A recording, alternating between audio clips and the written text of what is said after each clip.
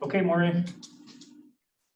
Good evening. My name is Maureen Spokes, reference librarian at the Northside Library. And on behalf of the Jefferson-Madison Regional Library and the Albemarle Charlottesville Historical Society, welcome to this virtual program, Penn Park Update, Forgotten No More. This event and all JMRL events have been made possible by the incredible and generous support of the Friends of the Library. If you know anyone who could not make tonight's program, it is being recorded for inclusion on JMRL's YouTube channel. Barring any technical difficulties, we hope to have it posted within the next couple of days. Additionally, the closed caption transcript has been enabled for this evening's program. You can activate this feature by selecting Live Transcript at the bottom of your screen and enable subtitles. Please note, despite the prompt you might receive, you cannot save or download the transcript. Also, the transcription is by no means flawless. It is now my pleasure to introduce tonight's moderator, Jeffrey Werner, Historic Preservation and Design Planner for the City of Charlottesville. Mr. Werner has been involved in the Penn Park project pretty much from the beginning. And so he will be able to give us an update, and he's also going to introduce the other speakers tonight. So please enjoy this program.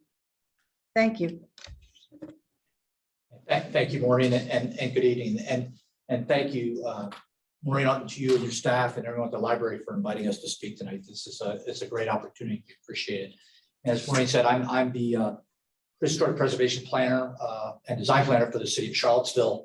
And before I start, just some instructions for you all that are listening. If you have questions while we're talking, you can use the chat function on Zoom, or there's a comment function on Facebook, or you can send us an email, and that's at programs plural, at albemarlehistory.org. Programs at albemarlehistory.org. And at the end of this discussion, we want to address as many of those questions as we can. Otherwise, still give us your contact information. We can try to get back to you later and provide a response.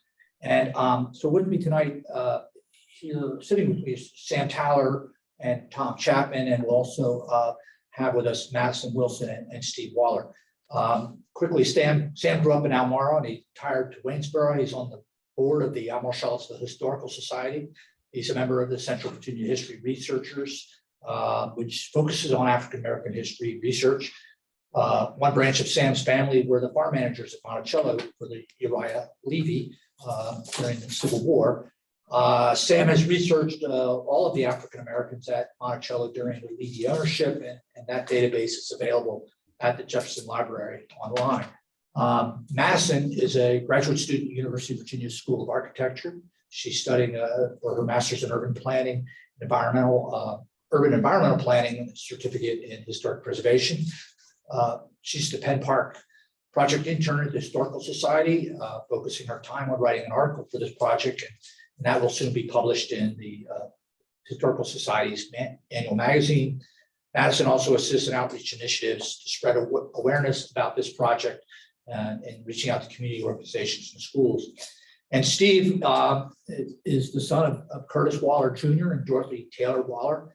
And he is the descendant of the Waller family from Ivy, the Fry family of Crozet, and the Taylor and Clark families of Afton and Greenwood. Steve was born here in Charlottesville, graduated from CHS and from Virginia Tech with a degree in urban affairs and planning. He is currently a senior planner for Fairfax County in their Department of Planning and Development. And Tom is with us, is the executive director of the Albemarle Charlottesville Historical Society. So how did we get here tonight? And so go to the slides. As you know, Penn Park is a park owned by the city at the north end of the city. And in 2020, the city funded an examination of an area with visible depressions outside the cemetery at Penn Park, which you see here. The results of that investigation suggest there are possibly 40 or more unmarked graves, most likely graves of individuals that had been enslaved at Penn Park between the late 1700s and emancipation. We talked about this last June, all of us here, and made a presentation through the library. And tonight we're here adding to that story. So we will be skimming over some things, and we know that, but we want to focus on our new findings. So if you missed that presentation in June, go to the GMRL webpage and search for Forgotten History of Penn Park. And I assure you that video should fill in a lot of the blanks. So today, we know Penn Park as a 280 acre city park. It was actually named Penn Park by Dr. George Gilmer, who acquired it in 1786, and he acquired the original 438 acre property. He named it after an estate in England, so we should actually be referring to this place as Penn Park Park. But it is Penn Park. Gilmer's family owned Penn Park until 1812. John Craven owned it from 1819 until his death in 1845. In 1866, William Hotopp purchased Penn Park, and it remained in his family until 1906. And in 1971, the city acquired 280 acres, or about 2/3 of what remained of Gilmer's original Penn Park. And I say those three families because by 1906, Penn Park had been sold at least 12 times, but we believe only the Gilmer, Craven, and Hotopp families actually lived there. And they are the only owners who established cemeteries there. There are 3 plots. They're grouped together about 800 yards southeast of the current golf clubhouse, which is where the original house stood. And in this 1937 aerial photo, you can see the house on the upper left, and that's where the clubhouse is now. And then the cemetery is down there on the lower right. And just keep in mind that red border that you see, because I'll go back to that later, because that plays prominently in some of what we've explored. So, and the next photo, this is the only photo we have of the Gilmer's house, which is no longer standing. So why did we go out and examine this cemetery?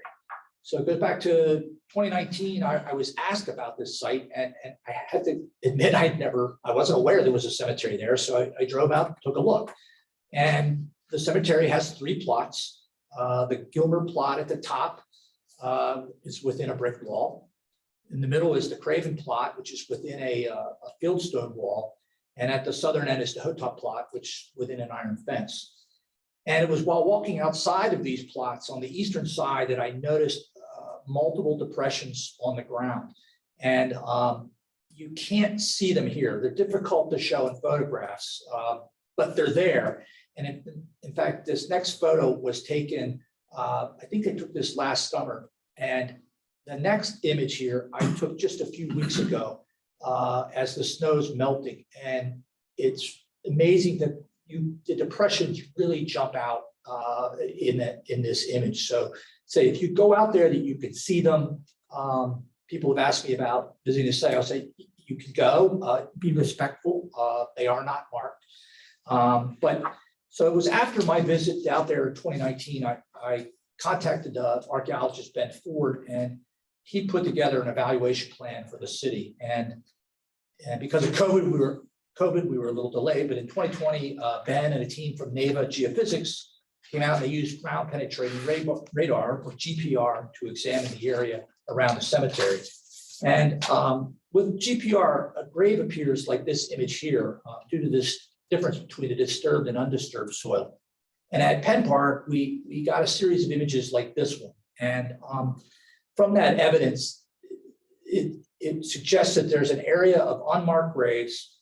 The graves are aligned east-west, and they're in 2 and possibly 3 rows, predominantly on the eastern side of the 3 family cemeteries. And then there are 3 other graves possible in other locations. For the Gilmers and the Cravens, we know where almost all of them are buried. And so the few that we cannot locate simply do not explain all of these unmarked graves. We also know that the Gilmers and Cravens were slave owners. So it's most likely, and that's what we've concluded, most likely that many of those enslaved individuals are in fact buried here. So let's walk through quickly what we know. So this is again is the cemetery. North is at the top. In the Gilmer section, there are at least 7, possibly 16 graves. In the Craven section, there are 14 known graves. In the Hotopp section, it's between 14 and 18 graves. So in all, it's about 35 to 48 graves within these three plots. And then outside the plots, it's the possibility of 43 unmarked graves. There may be more, there may be less. But the reality is that when you step back, this is not three small family plots. This is a much larger burial site that we are looking at. In fact, the red line on the photograph, recall when I mentioned that 1937 image that's on the left, that red line on the right-hand side indicates that boundary that you see in the black and white photograph. And it's an area that was left undisturbed. And we think that it suggests that people were aware of this being a burial site, and so they did not cultivate it. And the reason that we didn't identify graves out there may have simply been the age and condition of the graves that the GPR just didn't detect it. But with that possibility, we have since roped off that entire area with the assumption that there are unmarked graves within it. So in late 2020, I presented these findings to City Council, and I was instructed to do what I can to identify who was enslaved at Penn Park, and then to identify and contact possible descendants. Then those descendants most likely have a relationship to the folks who are buried here. It was also decided that any memorialization of the site or further investigation work would only be done with input from descendants. And I get a lot of questions about that, and we are holding to that. We're not going to do anything more until we've had a conversation with descendants. So soon after that, I began working with Tom Chapman with the Historical Society, and because of his extensive experience researching slavery at Montpelier, he had a plan for how to go about researching Penn Park. And the results of that collaboration are why we're here tonight. We want to continue to publicize this story and share with you what we discover. So in closing, I want to stress that we do not know who is buried here, at least not by name. In fact, we cannot assume that everything detected by GPR is a grave. And we know that GPR likely missed some graves, but there are multiple unmarked graves here. And we cannot say if a particular individual is here or if they are not here. However, we're all but certain that the people buried here had been enslaved at Penn Park. And so I encourage you, if you have any questions while you're listening tonight, let us know. If you think you have a family connection to this site, please get in touch with us. We really are just beginning to pull at these threads. And this tonight is an invitation for people who can help contribute to that story. So with that, I thank you and hand it off to Madison. Madison is with us by Zoom, so she will. You're muted if you're talking, and you have your mask on, and you're at UVA waiting to start a class. So welcome, Madison. There. Hi everyone. Excuse my mask. Sorry, I have to wear it in here. But so I just wanted to introduce how I became part of this project. I am the Penn Park intern. Specifically, I focused my efforts on writing an article, kind of compiling all of Jeff's work and Neva's work and the archaeological research behind the confirmation that there are burial shafts here. So essentially, I pared all of those research documents down to more of a readable and approachable article for the average person who's interested in this type of work. And it's really meant to spread awareness on the prevalence of slave history in the Albemarle area. This is not an uncommon site in the area. In the past, unmarked burial grounds have been found accidentally, and it is our hope that we can continue to identify burial grounds that have been, before they are marked to be destroyed or before they're accidentally found. We kind of hope that this kind of forges a new intentionality in finding unmarked enslaved burials in the area.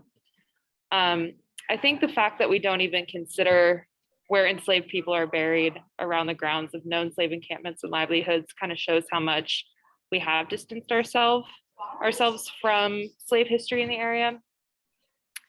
And these discoveries, while they're amazing, should not be shocking to us at this point. And slavery was kind of the basis of our built environment of the area. So we hope that we can kind of prop this discovery to prominence and priority and hastily commemorate them in a proper way. And in order to do that, we have to be able to find descendants. And by finding descendants, we have to spread awareness and keep this cycle continuing until we can kind of fill in those family trees that people like Stephen Waller, who is about to speak, might have. So I was lucky enough to interview Steve Waller.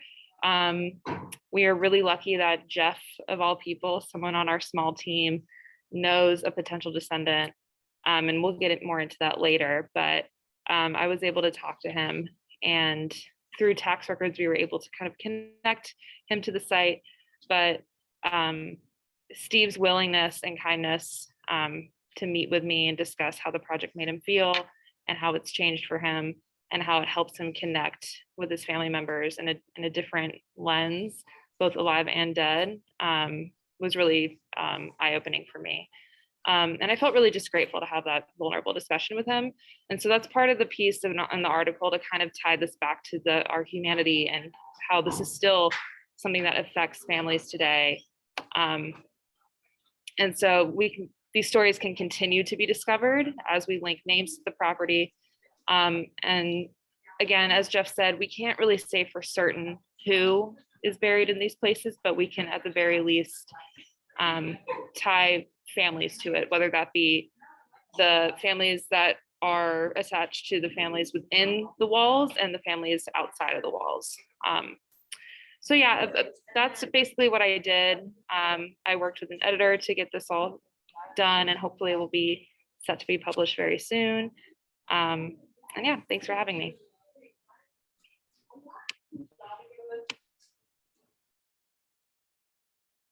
Well, thank you, Madison. Greatly appreciate all of your work. And yes, the article that is roughly based on the report that was set to given to City Council with Ben Ford and Neva and Jeff with the staff report formed the basis of what Madison put together. But as she said, this article definitely delves into kind of the next steps and the beginning steps. And, you know, as we were trying to determine those steps, I knew there was one person that I needed to talk to, and that is the gentleman next to me right here, Sam Taller. So Sam's going to tell us a little bit about, you know, what we thought we knew and what we actually figured out and how it's just amazed us. So Dr. George Gilmer died in 1795. So the question is, he owned about 77 people. How are you going to find out the surnames of him? So the first thing that came to light was there was a lawsuit among his heirs over his property. This lawsuit still exists. It was sent to the Library of Virginia, and they're now scanning it. It's online. So there's 77 people. Now tonight, I'm only going to talk about 8 people that went to one of the sons. So we know the first names of the 77 people. Some of the lists tell us who's husband and wife. Some of it tells us who's the children of who. The ones that went, what you're looking on the screen now, there's 3 pages of these. This is 1 page. It's the people that went to the son, Peachy Gilmer. So it is torn. We can make out most of them. So this is an 1803 list of the people that went to Peachy Gilmer, this one son. Okay, you can turn the slide. So another brother was Francis Gilmer. He never married. And so I went and looked at special collections at the UVA, and there, you notice there's a Jenny on this list, which is not on the other list. So we can go to the next slide. So what we know so far is that Dr. George Gilmer gave 8 people to Peachy Gilmer. He also gave a Jenny to a Francis W. Gilmer. And in the letters at Special Collections, Peachy Gilmer is mentioned as possibly, Francis Gilmer sold all his slaves to his brothers and sisters. And that would be Peachy Gilmer and Lucy Minor. So I think Jenny was bought by Peachy Gilmer. Don't have absolute proof of it, but she's the one Jenny that was it. So Peachy Gilmer stayed in Albemarle. He bought the Lee Farm in Albemarle, which Wesley subdivision is named after. So we know where he lived, Wesley. And when Peachy Gilmer died, he gave part of the Lee Farm near Ivy to his son, William Wirt Gilmer. And he also gave 7 people in his will to William Wirt Gilmer, along with the Lee Farm. He also gave a Henry, in his codicil to his will, he also gave a Henry to William Wirt Gilmer.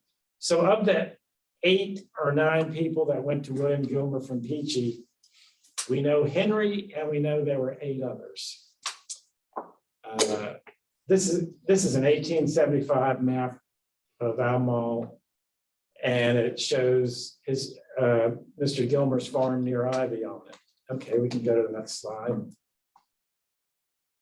So the thing to do now is to find out who were the former slaves of William Gilmer right after the Civil War. So in Albemarle was one of the counties. You had your real estate tax, you also had your personal property tax, just like we have today. Well, the tax collector of Albemarle, starting in 1867 in Albemarle and all the surrounding counties, they didn't do this in every county in Virginia, but Albemarle was one they did. They wrote down where all the African-American men were living who were paying the tax. So I looked at all the people who were at William Gilmer's then, and they are Armistead Miller, Ralph Wormley, Washington Wormley, and Mac Massey. So of these people, there's an Armistead on that early list of 1803 going to Peachy Gilmer. So I know that's Armistead Miller. The 2 Wormleys are that, so the Miller and Wormleys, Mac Massey, I didn't have any luck researching him. So I concentrated on Armistead Miller and Ralph Wormley. Tonight, I'm just talking about the Wormley. Okay, you can go on to the next slide. So then I look at the marriage records of Albemarle. And I indexed all of them years ago. And so I have that in my computer from 1865 to 1897. So I checked that and I found one marriage of a Wormley to an Alec Waller in 1883. And I could tell by the census that Washington Wormley and Ralph Wormley were brothers. They were exact same age. It's not recorded at the courthouse, but there was a Mildred Wormley who married William Kyles, Kyles. So there's 2 children that I know of, the Mildred who married William Kyles and Susan Wormley who married Alec Waller. That's what the marriage record showed me. I can go to the next slide. So now I look in the census and I'm looking for the Millers. I'm looking for William Gilmer, and I'm looking for the Wormleys, see if they're all together, and they certainly are. So this gives me the age of Ralph and Washington Wormley. They're the same age. Right now, we're looking at the 1880 census, but they're in the 1880. Notice that there's a Delia Miller with the Wormleys. So the Miller and the Wormleys were related somehow, since Delia Miller is living in the same household as Ralph. I don't know exactly how, but this is another indication that the Wormleys are coming from Penn Park. The other main indication I have is that William Gilmer had a first cousin. He had several first cousins still in Albemarle in 1870. One of them is Lucy Minor, who's on the Stony Point Road in Albemarle. So I look at her and notice that there's a Thornton Wormley with her. So since you've got two first cousins, both descendants of Gilmers, the only connection between them are the Gilmers. You've got a Thornton Wormley at Lucy Miners, and these two Wormleys here at William Gilmer's. You know that the Wormleys are coming from Penn Park because the Gilmers are the connection. So, okay, notice here's a Jenny Rouser, 80 years old. She, I think, is the Jenny that Francis Gilmer owned, and I think she was sold to Peachy Gilmer. So Jenny Rouser, so Rouser is another name from Penn Park, I'm fairly certain. Luckily, she made it to the 1880 census. She's the mother-in-law of Washington Wormley. Frances is her daughter. So I think both the Rouser family, and Rouser and Wormley are both rare names in Albemarle, whereas Miller is more common. So it's easier to research the Wormley name than the Miller, since they were all over the county. So now I'm up to 1870, 1880. I have the Kyles, Kyles. Sometimes in the census it's Kyles without an S. And I have the Wormley. How am I going to go forward another 100 years today? Well, I could search every single census coming forward, but maybe 20 years ago, the African-American genealogy group in Albemarle took the J.F. Bell funeral home records, which was mostly an African-American funeral home, with an association with the UVA. They put all these records online. So I said, well, I'm going to cheat and just look at the J.F. Bell records first and see if there's anything about the Wormleys and the Wallers in the J.F. Bell records. Rather than looking through every census. The last census that's available is 1940. I could have looked through all of them, but I did that. And lo and behold, oh, you can find the J.F. Bell records by just Googling J.F. Bell records database, and it comes right up. So I noticed, you can go to the next slide, sorry. Oh, yes, right before W.W. Gilmer died, he gave 2 acres to Ralph Wormley and 2 acres to Washington Wormley. So far, and this was a gift of land. So far, this is the only gift of land that I've seen of a Gilmer descendant to African Americans, were to the 2 Wormley brothers. And the 4 acres, I think, is about where Meriwether Lewis School is. So I looked at all the deeds of Wormley, and this is what I came up with. Okay, and go to the next slide. So this is what the J.F. Bell records look like when you bring them up. And there were quite a few Waller and Wormleys. There were descendants of Susan Waller, and there was, one of them was a Gilmer Waller or Gilmer Wormley, and there was a John Gilmer Waller who died in 1952, and some of the descendants are a little bit closer, but okay, so that takes me up to 1952. And I said, well, I think I have enough now. I'm going to make all this up into a PowerPoint, send it to Jeff and a couple of others with us. And so I made all the documents that I've talked about into an easy PowerPoint where I'm giving everybody an actual document. And so I sent it to Jeff. And then he says, well, you know, I know a Stephen Waller, I'm going to ask him about it. And so that's where we were from there. So, and then the next day, Jeff comes back and said, Stephen Waller says John Gilmer Waller was his grandfather. So that's how we found the first person. Okay. So this is an easy chart that it also turns out that John Gilmer Waller married Flossie Kyles, who, notice there's a Mildred Wormley married William Kyles. Flossie, I know, is the daughter of Burwell Kyles.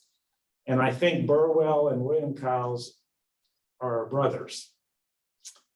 So this is the little chart that I sent Jeff at the city. The Millers are some relation to the Wormleys. I don't know exactly, but we know they're because of that Delia in there. Okay, you can go to the next slide. So I did this to every single descendant of Mr. Gilmer who was still living in Albemarle in 1870. These are the other people that I've found. Sancho Roan of Stony Point, he had descendant Rowena Tyree, who died in 2001 in Charlottesville from using the JF Bell records the same way. And then we have George Gilmer in the middle, Mandelbert Fagan's family, the Anthony Swan family, Richard and Jack Dabney, some of the Mosbys and Ferguson families down to Drury Brown, who must be the same Drury Brown the bridge is named after, and the Ivy family, spelled with a EY around Ivy. They're all associated with the George Gilmer people. And then you have Lucy Gilmer, who married Mr. Pegram. They're out at Cobham. And you have those three people right there, Shelton Minor, who are near her in the 1870. And then going to the Minors, you have people that went to Monticello, the Dickerson family, and the Thornton Wormley family, which moved to Loudoun County. And I think the Tamer Coles and Hastings Coles family out at Stony Point. Okay, go to the next slide.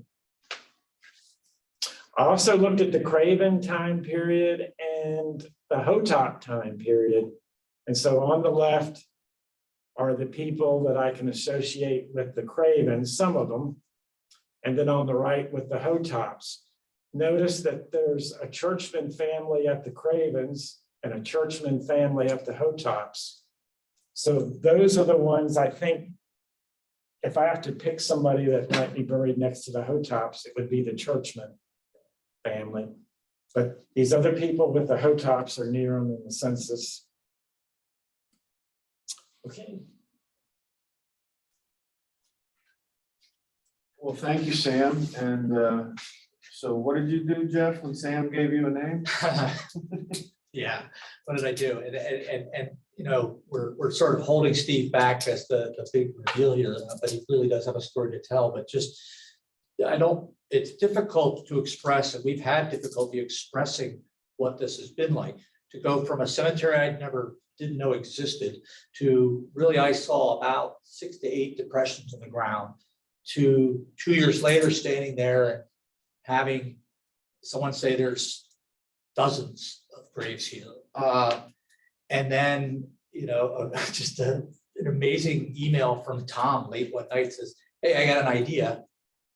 And, you know, the next thing I know, and I will say Sam and Shelley Murphy and others have been helping. The volume of information they produce, it's like a fire hose. And Tom and I laughed that we were probably months behind reading. But for whatever reason, there was one that came in from Sam, and I said, oh, I'm just going to take a quick look. And the name Waller just jumped off the page. I went, I know a guy named Waller. And well, it was sort of, well, what do I do? Do I call? Do you, you know? And I was able to track Steve down. Curiously, I think he'd gone off Facebook just prior, but I was able to find some folks at the county. Said, oh, you know, so I found them, and it was really, you know, Steve, you don't know this, but it's like, how do you I express that to someone? So after I sort of figured out to do it, and the response was, I don't know, it's been extraordinary.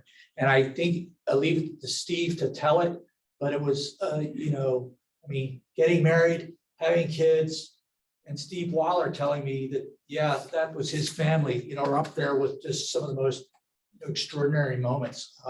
Again, I can't express what it was like. And so that's where we are. And I want Steve to tell his story, and there's some things that he and I've talked about. If he doesn't mention them, I'm going to make sure to ask him to bring them up.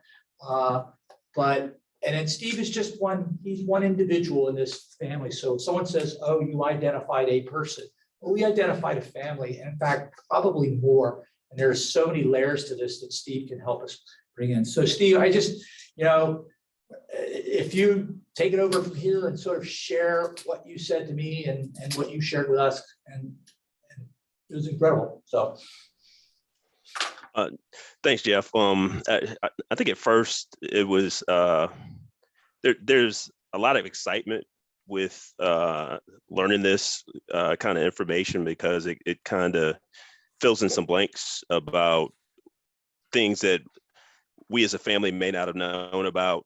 Some of our ancestral family members. Like when Jeff told me it was at Penn Park, the first thing that stood out to me is the fact that every time we've had our family reunions in Charlottesville, which is the home base, I remember back in the early 80s when I was a kid, and the first family reunion that I went to, the final day of the family reunion always ends at the Penn Park shelters. So here we were celebrating our parting ways again as a family on Sundays at the end of the family reunion, and not knowing that we were standing in a place that ties to our family. So there's like a lot of generations there who I think the family reunions started with my grandfather's generation and his siblings.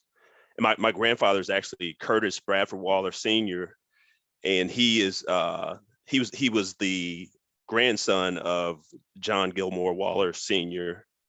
So he was the son of John Gilmore Waller Sr., and John Gilmore Waller Jr. was one of his older brothers. But there's just this, there was this feeling that I don't know, when I started looking at the family trees that have been drawn up, and I subscribed to Ancestry.com and started picking up on some of the research that my cousins and other family members had been doing, and starting to see some of the names that are in the documents that Jeff started sharing with me. And there's a lot there.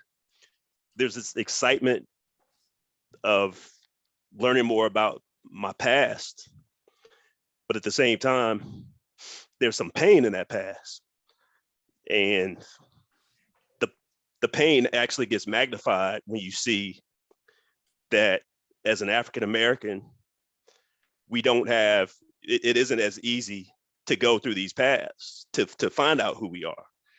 So looking at some of the information, and then going back not far from people I knew, as my grandfather and my great aunts and uncles and their parents, and then seeing that some of our history, you know it, but now I'm feeling it because I'm seeing names that are so closely tied to people I know. And some of that history is listed in books when they were considered to be property. So there's two ways to look at it. There's excitement of, what this can open up, who else are we related to, where our other family members are, what is this going to tie to? Who else was there with our families who may not be blood related, but we're related in experience. I see some names of people who I grew up, last names of people I grew up with, like Churchman, Massey, a lot of the other names that I've seen on the paper. Miller, of course, is, I know a lot of Millers, and there's just this feeling that in some way I've known people with these names, and then there's other deeper relationships that we never got to experience because our history was not recorded in the same ways, that the white American history is recorded. So the thing, so just kind of find these ties. That's kind of the exciting part. a big part of my own feelings, and I think some of my family members will probably share if they're on, and you know, when we continue to talk about it and continue to learn about it and continue to work with you all, is one of the big things is if you know, if those family members are looking down on us now, I'm hoping that the things that that have carried on through family reunions and through the things that we are doing with our lives and how we're maintaining contact. Like the night I heard from Jeff, I got on the computer and sent out an email to about 15 family members, and I posted it, and I signed back on to Facebook. Like Jeff said, I I'd shut my Facebook on, but it was so important to me. I had to sign back into Facebook, and I started dumping information I was getting from Jeff into the Facebook, and then people started giving me their email addresses. I started sending it to them, and many of those family members, they've been doing a lot of the work of, you know, tracing the family history. Every year we come back to the family reunion, and we're in a position to kind of see some of the history, some of the older photos, You have black and white too. photos of Right. family members, and Yeah, you know, that's great.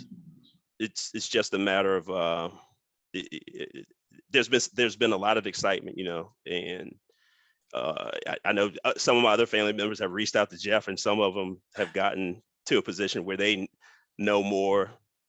They're starting to know as much about what's going on, or even more about what's going on than I am, because again, they were doing the work that I had kind of neglected at this time. So Steve, you know, I would say the thing that happened when we first found that list from the early 1800s and saw, you know, it says Jenny, a girl. And I remember Sam saying, you know, there's no way we're going to be able to trace back that far. And that we, you know, that all of this was built around that one girl's name on a list from 1804 that we did. That's been really extraordinary. And I know, Steve, you have some photos of that you wanted to share. And I just, you know, I think Evan's got them up on the screen. If you want to walk him through it, tell him when to flick, he can flick. Or all right, so these are just photos that some of my family members were kind enough to share of family reunions. The first one at the top, I think, was from the 80s. It was one of those earlier reunions, and in this photo, I could see some of the members of some of my dad's uncles and aunts who were there. Then at the bottom of the photo, that was in the photo in the bottom. I think that was from 2019, and you see that everyone has shirts with the family tree, and the shirts say Kyle's Waller Winston Family Reunion, and the year, and it has the year 2018, and it's a bunch of my well, it's really just my dad and my uncle on my side, but a bunch of the folks in their generation, my dad's first cousins, are people who I still have a hard time not calling Aunt so and so. There's even a Flossie in this photo, and that name comes from the Flossie Kyles who you were talking about earlier, who would have been my great I guess my great grandmother. So. And next slide, please. On the picture on the left, that is some more of my dad's. That's three of my grandfather's siblings. And on the right, it's the one in the middle is again three more of my great aunts. I mean, I guess four more of my great aunts and uncles, and then. It's framed by some of my own aunts and uncles, and my father. My mother, and at the bottom is one of my father's first cousins. Next slide, please. So these are just more photos. I kind of tried to group them in groups of like this group was just from these groups of pictures are just taken from one of the like different times when we had formal nights on Saturday nights at the family reunion. And I thought it was great. Big groups of people smiling, having fun, getting back together for another year, another year of fellowship and family fun. Next slide, please. Now, these are photos from, most of these are photos from Penn Park and at the shelters at Penn Park. Again, at the bottom, I'm sorry, at the top left is my Uncle Henry and his wife Leah. And Uncle Henry was the last. He was the youngest of my dad's aunts and uncles, and he passed away in 2009, and she passed away shortly after him. But when I look at these pictures, it just makes me, it's kind of bittersweet, because now we're in a position where my dad's generation and his cousins and his brother, who's the last of his four siblings, are their generation is now the eldest generation of our in our family. Next slide, please. And I chose these photos because it just shows some of the talents that our family has. One at the top left is one of my younger cousins who's playing the guitar at one of the family reunions, and then on the right is my cousin Kevin, who DJ'd one of the parties on one of the parties that we had at the family reunion. Then on the left, you can see some of my cousins doing line dancing, and then on the right, you see two of my cousins who have always been the chefs for the family picnics. And the cousin on the left was his name is John Armistead. He was actually a cousin by marriage. He married into my family in my father's generation, and he's no longer with us. So that photo has a lot of sentimental memory too. So next slide, please. This one was just more groups of, where you could see how the groups and people move about all throughout the different events that take place at the family reunion. Next slide, please. Another good photo, and I chose these photos because, again, it shows different periods and times. And at the bottom, at the top right, are cousins who are either around the same generation that I'm in, or else the next generation lower. And then at the bottom, the photo was one of my cousins who was a toddler at the time, reaching into a bin to get a soft drink. But I just thought this was a good representation of all the age groups and in different timelines. Next slide, please. And this is just one of the things that we've done, that the family has done at all the family reunions, where they remember our family members who have a lot of our family members who have passed away. And this one again meant a lot to show, because it kind of shows how we remember our family members and our loved ones. But it also was a reminder to me that they're closer again to the generation where families were torn apart. And I think that, in slavery, there's an understanding that a lot of families, African-American families, were torn apart. And I think that makes family reunions for us even that more important, because symbolically, it's like it's a counteraction to us being torn apart against our will.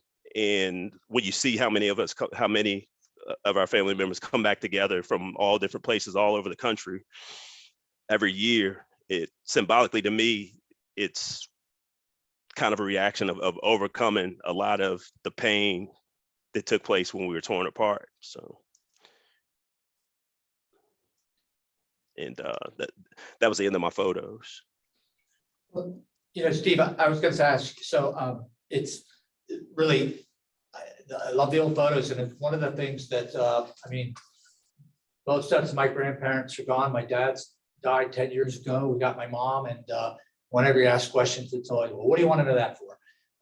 And there, after my grandparents died, we found boxes of photo albums and no idea who those people are. So I always try to tell people, in fact, do it tonight, call your grandparents, tell them you're coming over this weekend.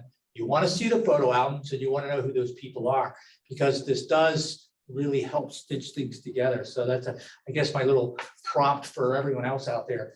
I think, one of the things interesting, Shelley Murphy gave a talk that she talked about when people were emancipated, they didn't go far. And so that's where you see the 1870 census, we see these names nearby where we see the Craven family particularly.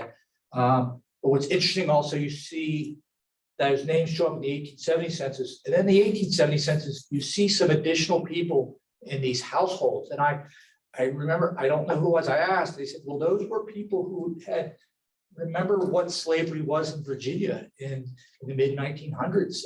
And these were people that had been sent south, were coming home. And so there's some really interesting stories within the census. But I think that what I know about old cemeteries is that there's a memory of place. And that may be why in the 1937 photo, that line was still there. There may have still been people, they weren't headstones, but there may have been sort of that awareness of graves there. And for whatever reason that generation of memory passed, and Steve, your family became kind of zeroed in on what's going on, that connection out at Lee. And so the memory of those graves being there was lost. And but I'm said, hopefully we can fill in the gaps here. Now, you have you and I've talked, you have a little boy, or you have two. I know you have the one. How have you shared that with him? What have you said to him? I'm curious. My kids are grown up, so I don't get to talk to little kids anymore. So it's fun when you've told me about your conversation with him. So some of the things I do is there was a time like when it first started, I was staying up late at night and looking at a lot of the work that my cousins had started on Ancestry.com, and before like after dinner, before it was time for him to turn in, he would just come and start asking me who people are, and where they live. It's like he's 2.5 years old, but he knows that grandma and grandpa live in Charlottesville. So, when he's seeing the photos of my father's grandfathers and aunts and uncles, and his we also have a picture of pictures of his grandfather, and his aunts and uncles.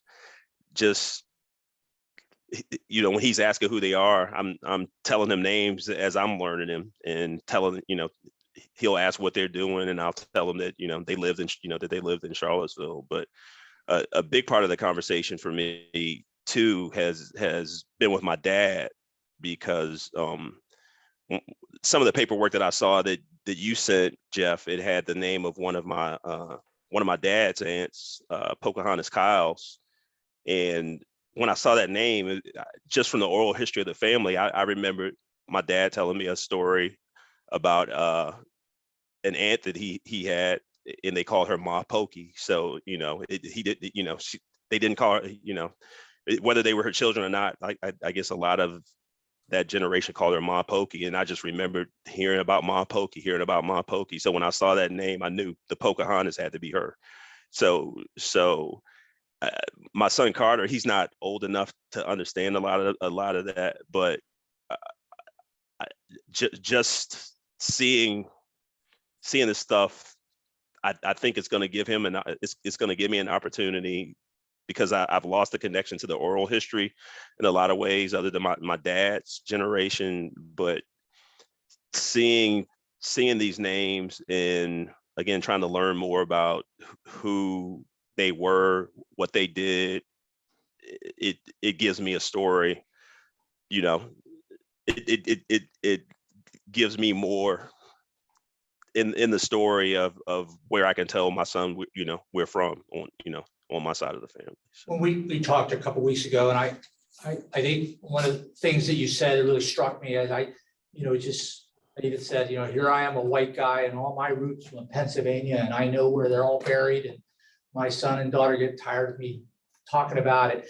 You had this landscape that really just thought was a park where you had reunions, and I sort of asked, how did you view that landscape? How did you view your family within it? And I guess I'll prompt a little bit, but you reflected on their lives, and that was what was strong, and you weren't zeroing in on circumstances. You wanted to know about them and who they were, what they were like. And I don't know, maybe that you remember that, and maybe you could, I could not possibly ever articulate it as well as you did, but. Yeah, I was in the moment then, and I wish I would have written it down, but I think I think part of what I was saying to you is that I hope that if I could see them if they could see me face to face, they would be proud of who I am, you know.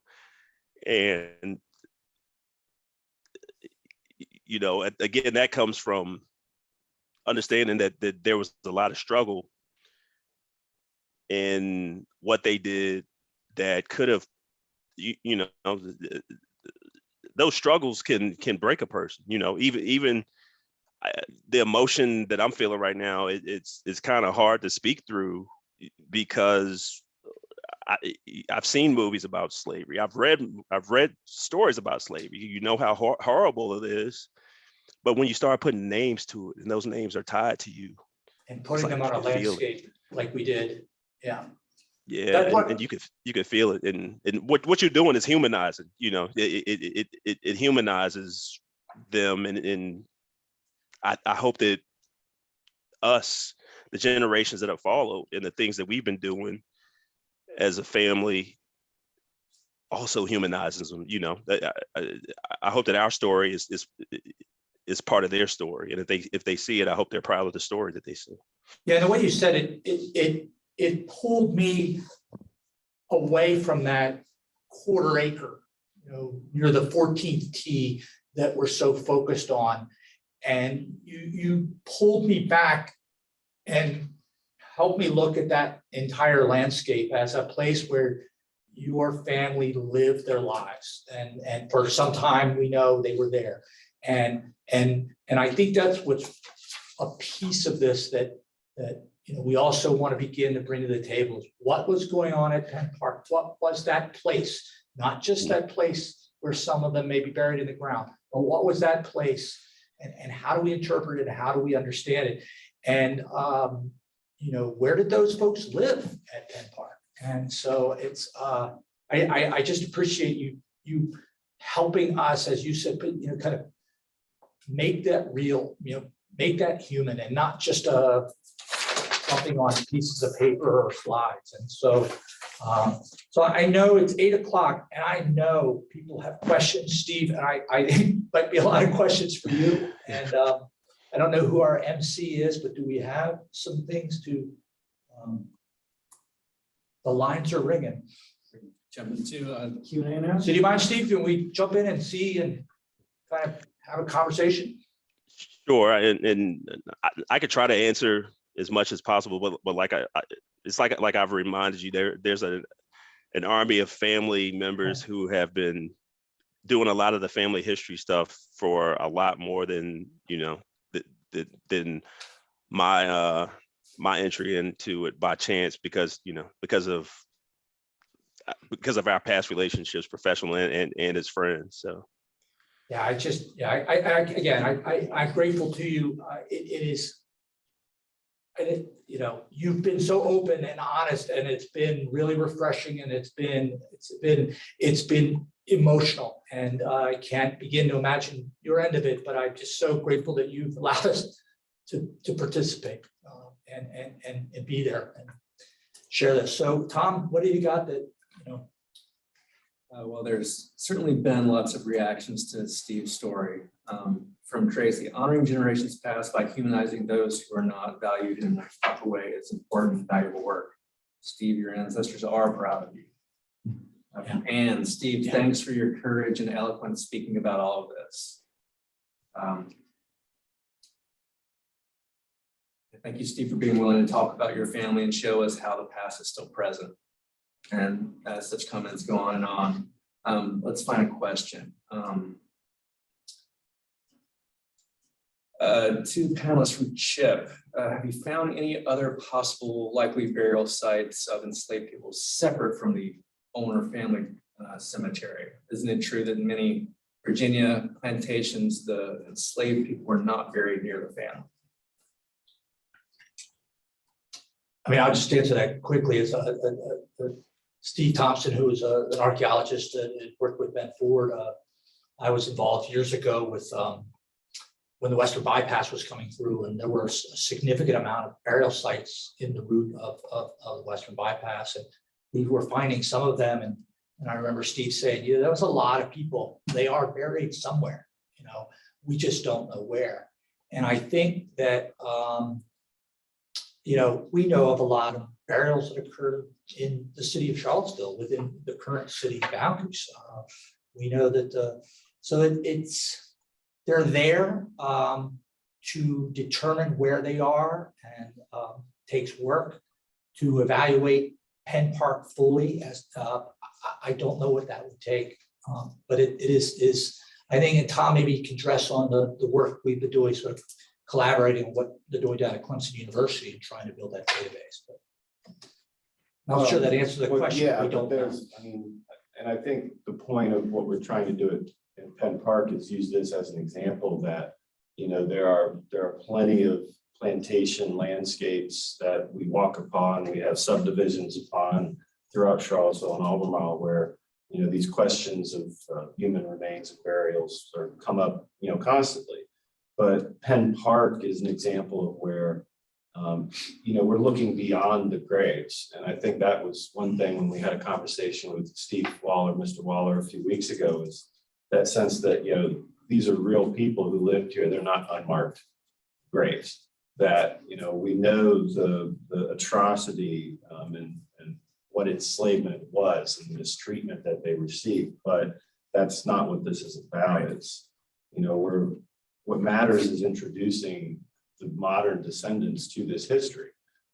Because as you said, you know, there's always been this disconnect in trying to uncover this African-American history in America. And Penn Park, as an example of that, is just, you know, you have walls that enclose these white families that are buried there. We have books and stories and all kinds of things you can look to understand the Gilmers and the Cravens and the Hotopps.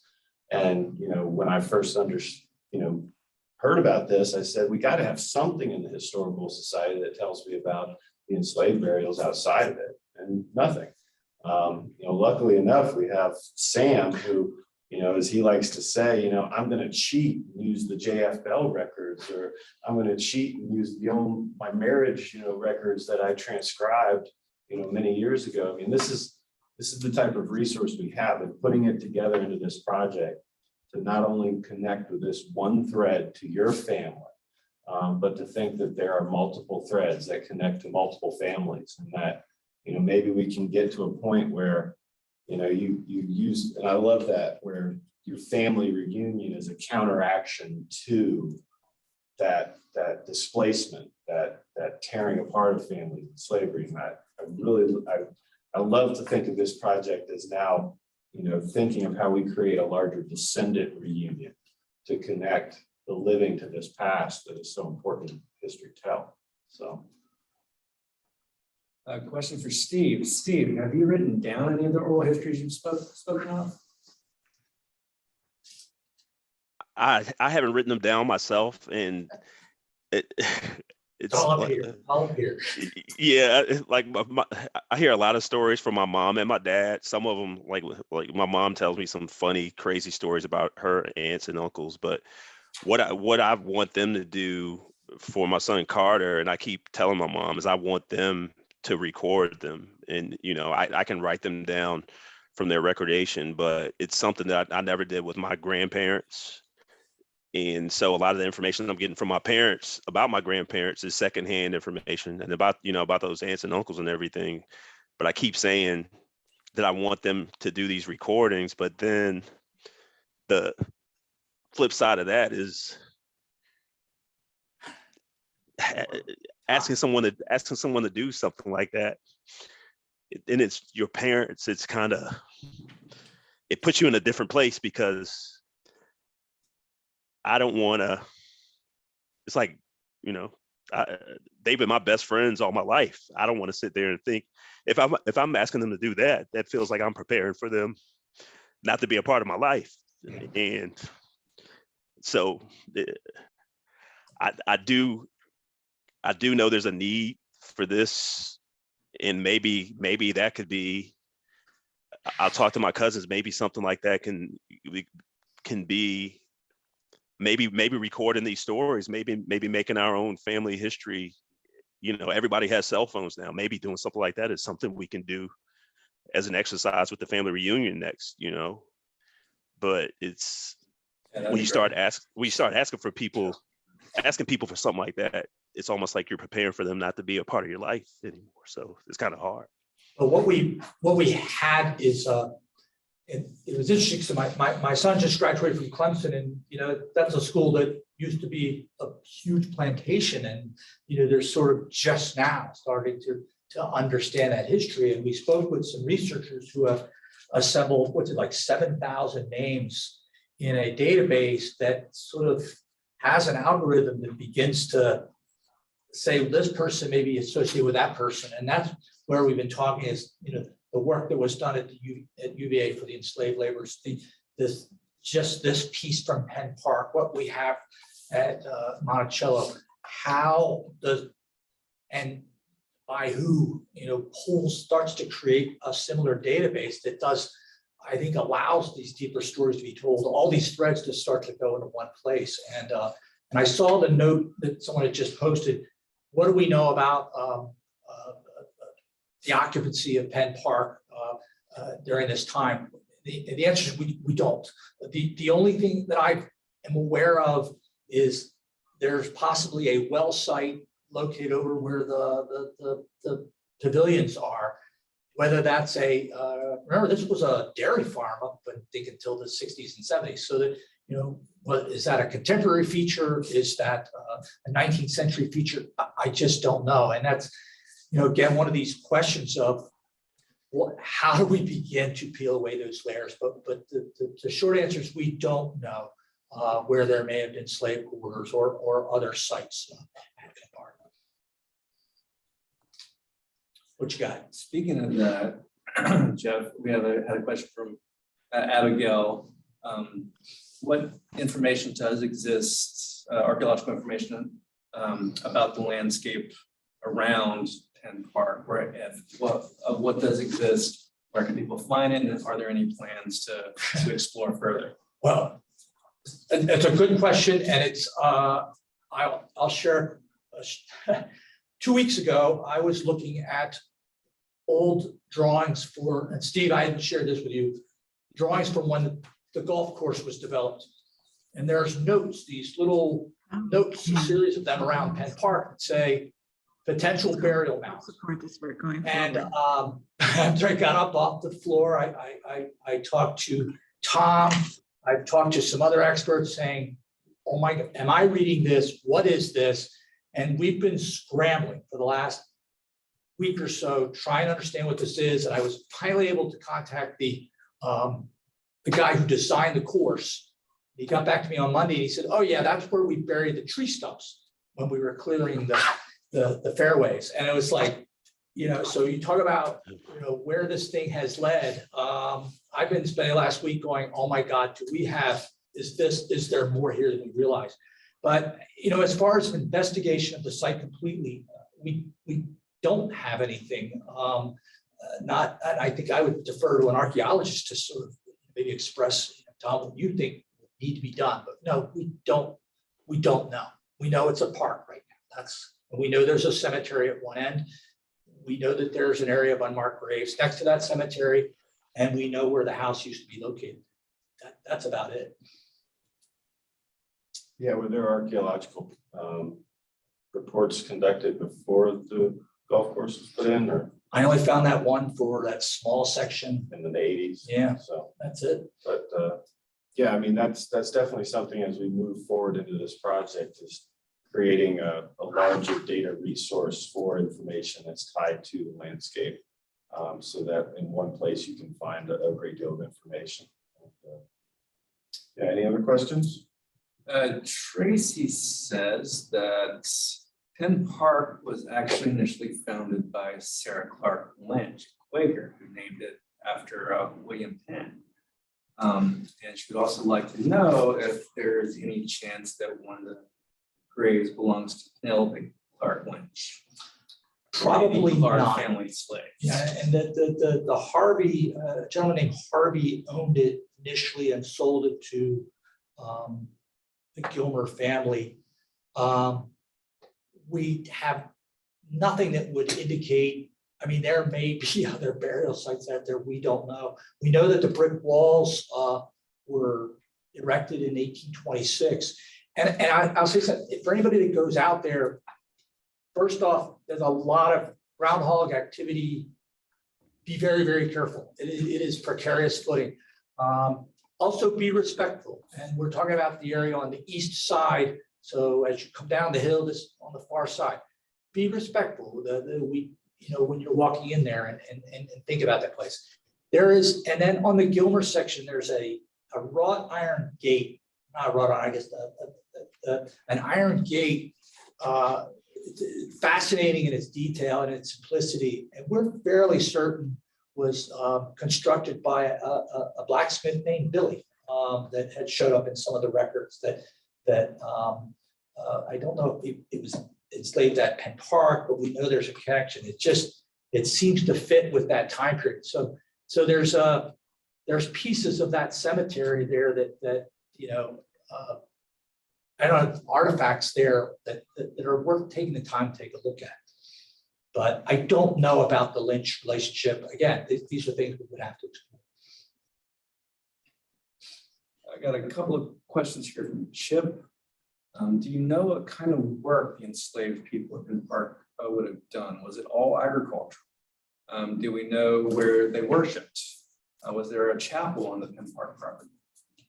I don't know about the Gilmer era. We know that John Craven was actually well known for his agricultural success. So what crops he had going there, we probably could determine from some of the data, but it was primarily used for agriculture, I think, from the middle of the 1800s, up into the 50s and 60s when it was a dairy farm. And the Hotopps actually had grape planted. There was vineyards there, and they were associated with the Monticello Wine Company. It was started downtown in the 1870s. So, but We found some information out of an overseer. Is that a Craven overseer? Or yes, Yeah. But it was probably primarily agricultural. but as far as where they lived, what spaces they occupied, you simply don't know. There was also a mill. I think Gilmer's operated a mill, which is down behind Charlottesville High School there in that area. You're coming up Park Street. So, and that was associated with the Gilmer's occupation property. Large plantation. JJ Towler, any plans to excavate any of these graves to see if there is a way to determine the identities? So Not at the moment. not at the no. moment. And very unlikely that there would be a lot of remains left. Virginia clay soil is a very acidic soil. And, there's DNA, and we talked about this in the June program, actually with Ben Ford some more. DNA studies are potential, but that's not the interest here, as we mentioned. We know they're unmarked graves. We're very certain that they're of the enslaved community.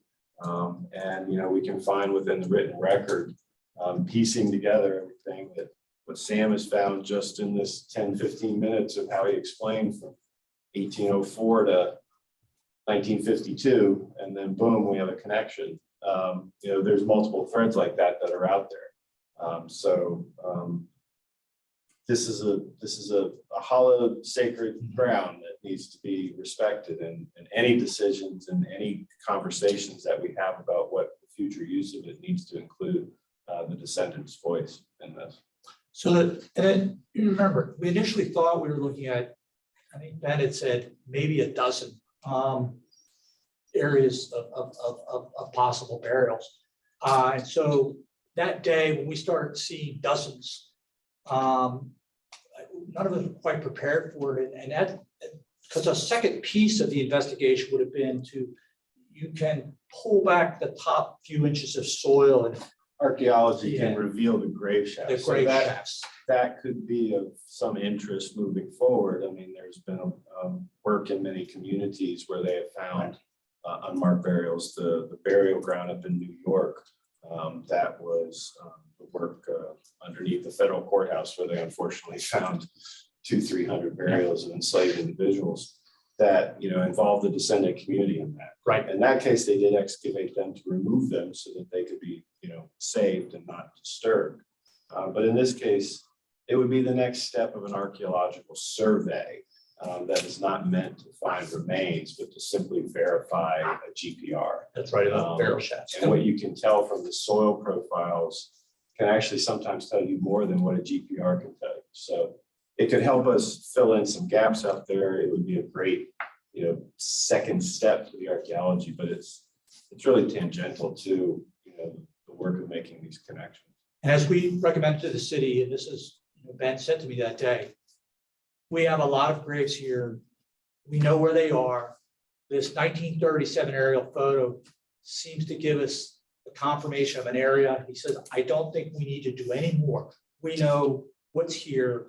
Let's not disturb this area unless we're directed to. And that's where, in my discussions with council, it was, well, we're not doing anything until we're able to have a conversation with Steve and a whole lot of other folks that might have a connection there. And I've also been asked, well, can we put stones where the graves are? And again, go back, we're not sure all of those are graves. And we're not sure where the graves we haven't found yet. So to go and put stones somewhere is somewhat artificial. And so I think for right now, we've just pulled at a couple of these threads.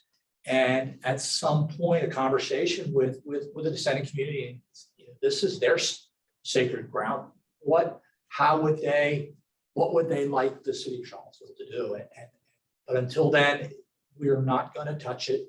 In fact, we're even hesitant to put a marker out there because we don't want to do anything that's presumptuous on our part. All right, from Ramona. My great-great-great-grandmother's name was Nettie Waller. She was married to Walker Jefferson and their address was Ivy Depot. It's been a challenge to find any information about Nettie. They had several children, Jefferson children who settled in Seville. Any connections there? Can anyone help out Ramona? Across any Nettie Wallers or Jefferson? Well, yeah, I just looked at Alec, but the Wallers were all around Ivy, so Nellie was probably some relation to Alec. Exactly what it would be, I don't know, but definitely related. But Alec Waller and Susan Wormley and William Cowles and Mildred Wormley are the two from the Wormleys that I know of.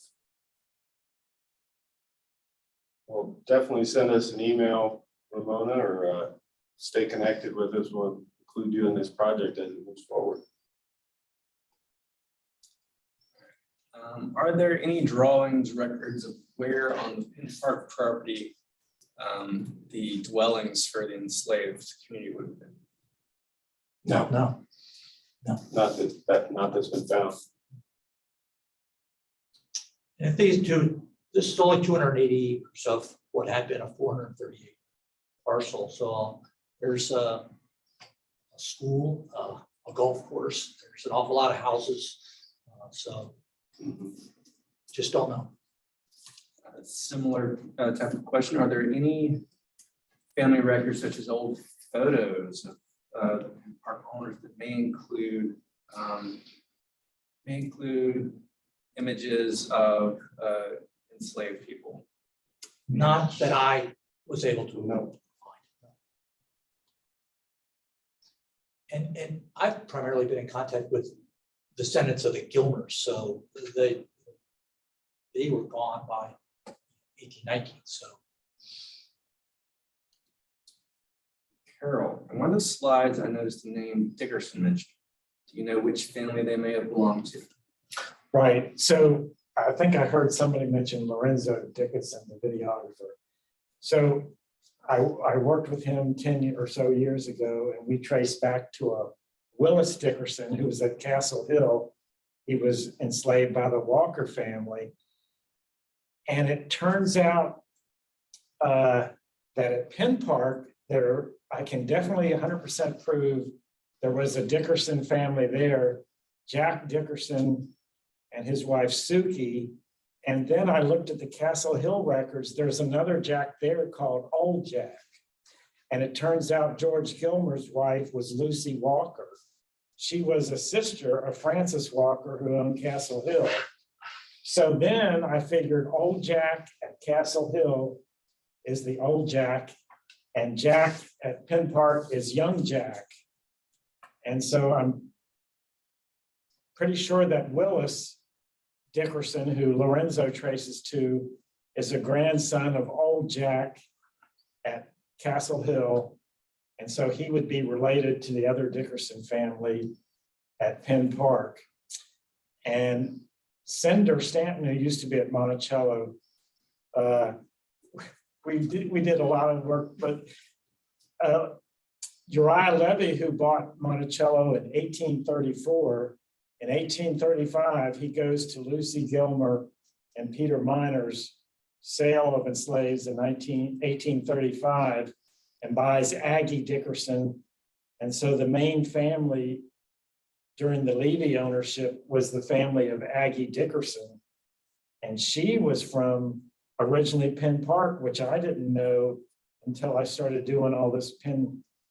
And then I found the two Jacks. So now I know, I don't know exactly who Willis Dickerson's father was at Castle Hill, but very likely Old Jack Dickerson is his grandfather.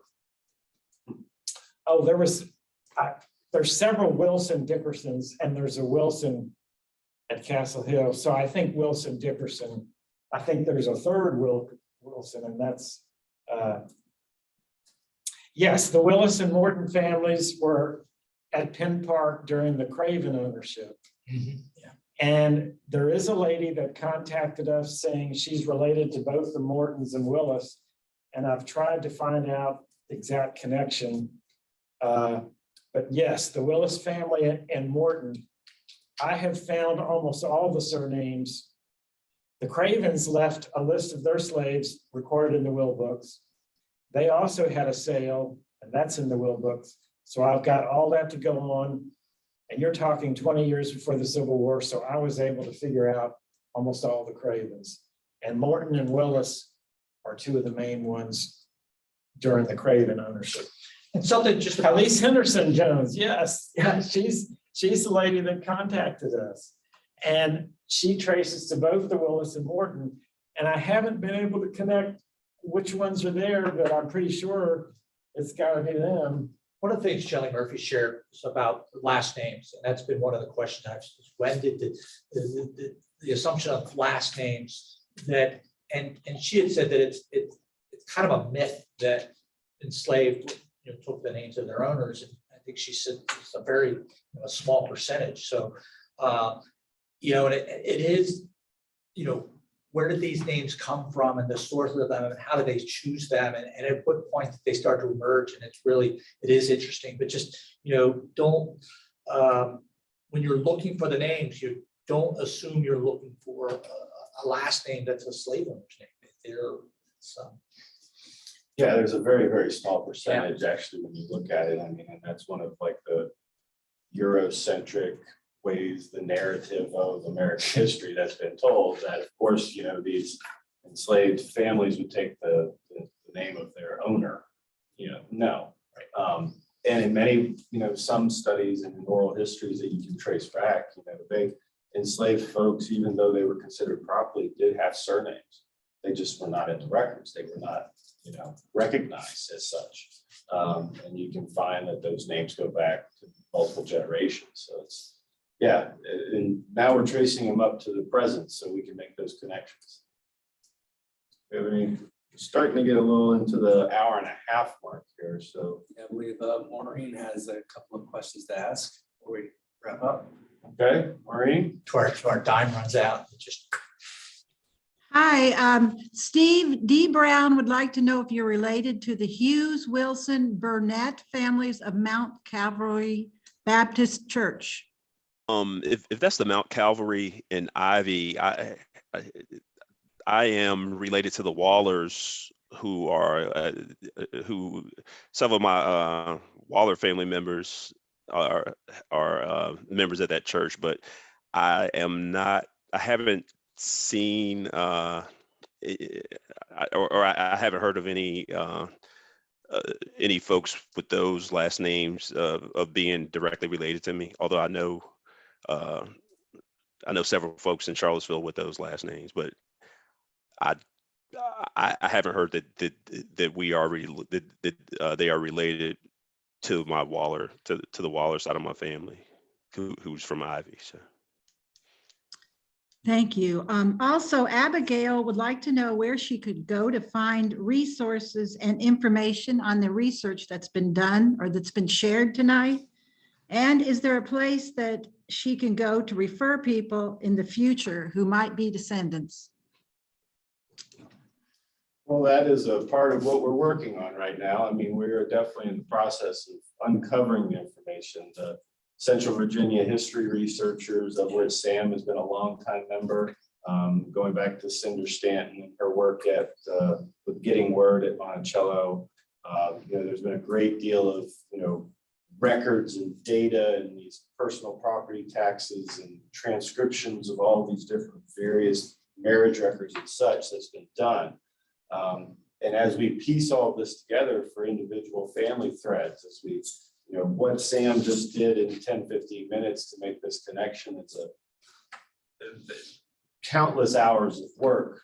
And at the same time, countless hours of archiving and making it available to others. So, that's all a part of the process of what we're going to be doing.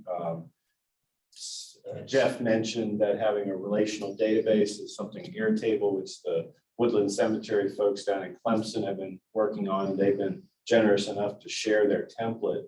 So it's kind of we're test mode. We have another intern at UVA that we're working with, just basically do some database entry and start creating this. And that's just taking all the historic information and tying it together.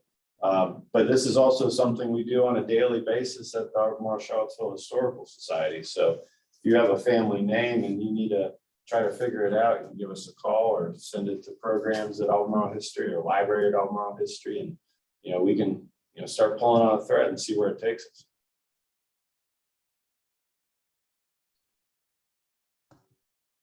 Okay, so there's one more question from Anonymous. Have you done any research to see if the Gilmer, Craven, Hotopp families have diaries, photos, etc., that might further your research?